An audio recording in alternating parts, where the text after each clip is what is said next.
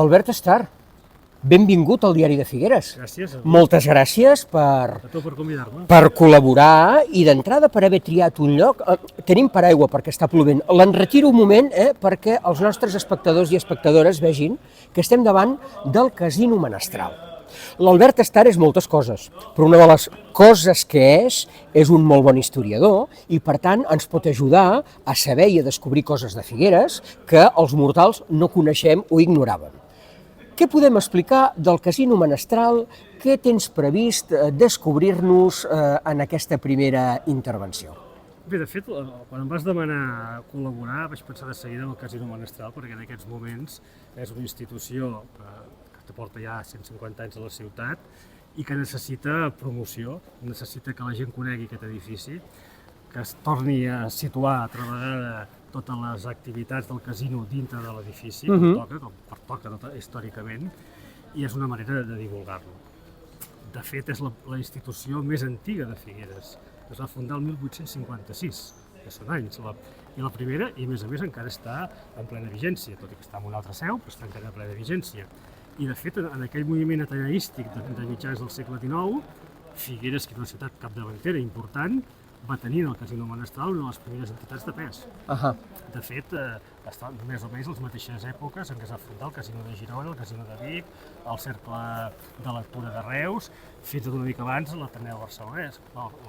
Per tant, Figueres en aquell moment que tenia molta empenta, era una ciutat que començava a créixer, tenia amb aquesta nova sociabilitat que es va desenvolupar a partir de la caiguda de l'antic règim i el desenvolupament de l'estat liberal, unes formes de diversió i d'accés a la cultura per part de la gent amb aquestes formes de sociabilitat que se deien casinos, que al final no deixaven de ser res més que entitats a les quals els socis, sobiranament, s'organitzen entre ells i decideixen de comú acord fer balls, en algun moment cantar, la coral era un tema important.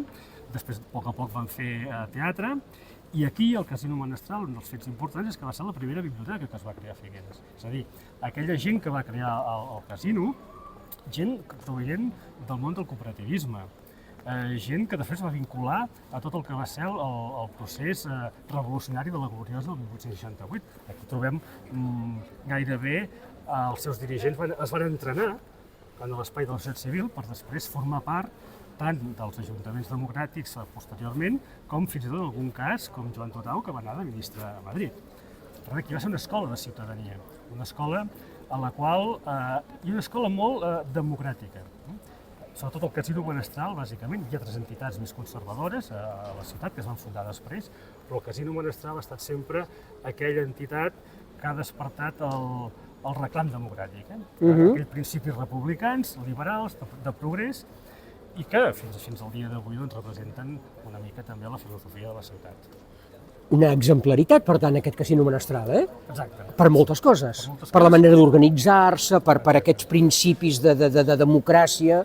Sí, i quan van començar a créixer, de fet el 1856 es va fundar aquí al costat, al carrer Pol Joan Maragall, l'antic carrer de la presó, amb un espai molt petit. O sigui, no va començar aquí. D'acord. Te vine cap aquí, no t'allunyis de la casa. Figueres era relativament petita, era al centre, però estaven aquí, després va haver d'anar a la Casa Fages, anaven evolucionant. Les entitats en aquell moment es anaven creant i no tenien un espai fix. Ara és de propietat i estem acostumats que generalment les entitats tinguin el seu edifici o la seva propietat. Abans anaven de lloguer, que de fet com la majoria de la gent, no? Anaven de lloguer, trobaven un espai, les reclaven i si després pujaven al lloguer se n'havien d'anar a un altre lloc, lògicament. Aquesta va ser la quarta seu. La quarta. Però al principi no era aquest espai que veiem ara, que fa cantonada amb tres carrers, sinó que era un espai molt més petit, d'una casa que hi havia molt més petita aquí, que quan van anar creixent van decidir, per què hem d'anar de lloguer? Ho comprem. I llavors van dir, i per què no comprem més espais al voltant, fins a arribar aquí, aquí hi havia algun solar, hi ha alguna altra casa més vella, i van decidir comprar una sèrie de terrenys limítrofs per construir realment un edifici modern, aquella idea de ciutat pròspera, modernista. I el 1906 van començar les obres d'aquest edifici. De fet, no van acabar fins a 1933, van trigar molts anys. Això de les obres al casino... 27 anys, doncs. 27 anys per acabar-lo. Sí, perquè, com sempre, faltaven diners. Al principi els socis van ficar-hi allò que... Home, comprar-ho suposo que va voler una inversió. Va voler una inversió, fer el projecte amb un arquitecte de Barcelona també valia els seus diners, i després tot el material que s'havia anat posant es va fer una mena de préstec col·lectiu, que cadascú va anar posant diners que s'havien de retornar en 44 anys, però això anava acabant, i al final ho van comprar un parell d'empresaris de la ciutat, bàsicament un, i que, de fet, no li van tornar els diners fins a l'any 1950, fins a la postguerra. Per tant, aquí, per amortitzar totes aquestes hores, es va trigar molt. Però es va construir aquest edifici, que és un emblema de la ciutat, i ha triat aquest espai, encara que aquí amb el paraigua no es veu gaire bé. Mira, jo crec que ara no plou, el podem enretirar i així veiem una mica més. Sí, ha triat aquest espai perquè és emblemàtic, perquè hi ha l'emblema del casino. Aquestes mans creuades. Aquestes dues mans, sí. Símbol de l'amistat, de la fraternitat, de la igualtat entre la gent, que és aquest missatge que volia llançar el casino i la gent que el va començar a organitzar. I aquí hi ha aquestes mans, i de fet, dintre de l'edifici hi ha dos llocs més que també són aquestes mans, que es van creuant, que vol dir... Hi ha gaire simbologia en l'edifici, sí? De fet, com deia, aquí hi ha una ideologia darrere de republicanisme, de liberalisme, de progrés social, amb la qual cosa es volia que aquest fos un edifici on la gent s'hi sentís bé, on la gent aprengués, una cultura popular.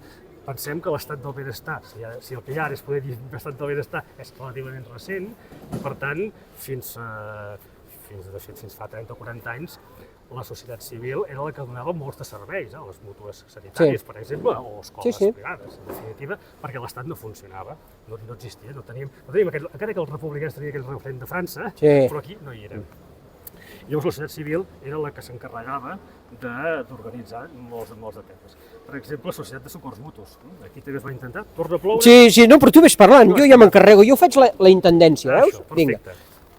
Doncs es va intentar que aquest fos un espai popular, que la gent s'hi pogués sentir bé i que, a més, com a les esglésies, per exemple, les esglésies medievals, els romànics, que els capitells, en el fons, estan explicant la vida de Jesús, tots els misteris, diguem així, del catolicisme o del cristianisme tradicional, doncs aquí també, si mirem tota la façana, l'interior i el terrat, trobarem tota una sèrie de simbologies vinculades a l'espiritualisme més humanista, a les idees de progrés, a la ciència com a element alliberador de l'ésser humà, és a dir, eliminar l'obscurantisme.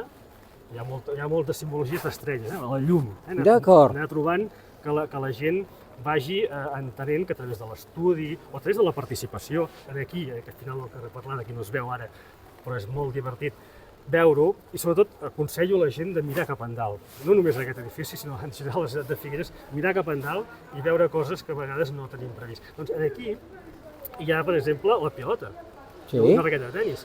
Què volia dir?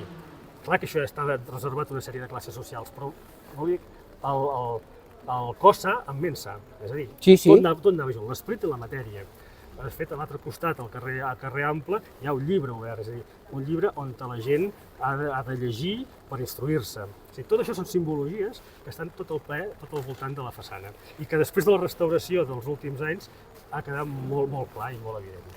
Jo em sembla, Albert, que l'únic que podem dir per acabar és que ràpidament l'Ajuntament, el Casino Menestral acabin de tancar aquesta discussió, aquestes converses que tenen des de fa temps. Jo crec que falta poc, ja. Esperem-ho, no? Perquè, com diuen els francesos, ça tarda, que tornin cap aquí i que s'acabin les obres. Perfecte. Escolta, Albert, ha estat un plaer, moltíssimes gràcies, i, de què ens parlaràs en el proper...